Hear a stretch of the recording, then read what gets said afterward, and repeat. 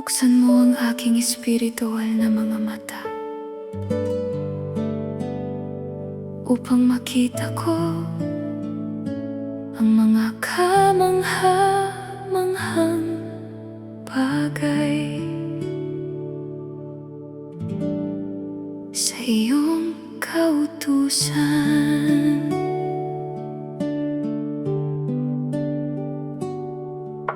Ngayon ay pinikit ko ang aking mga mata, at ngayon ko lamang lubos na naunawaan ang iyong biyaya ay lagi nang kasama ko. Ngunit ngayon ko lamang ito tunay na nakita, na sana'y ako sa iyong mga pagpapala, kaya nalimutan kong magpasalamat sa iyo bawat araw na iyong ibinigay ay kaloob ng iyong pag-ibig. Ang aking kalusugan, ang aking pamilya, at ang pag-ibig na bumabalot sa akin, lahat ay mula sa iyong kamay. Kaya buong puso ako magpapasalamat at magpupuri sa iyo. Panginoon, buksan mo ang aking espiritual na mga mata. Hayaan mong makita ko ang iyong kalooban bago mabuksan ang aking mga mata. Buksan mo muna ang aking puso.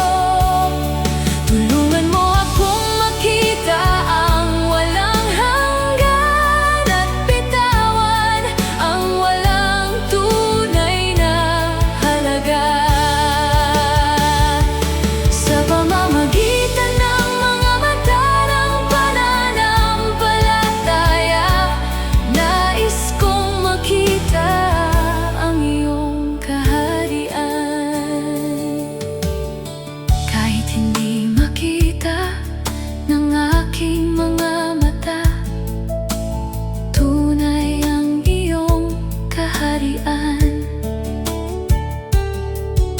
Higit sa nakikita, nais kong lumakad sa pananampalataya. Kay Kristo lamang ako titingin, hindi sa mga pagsubok.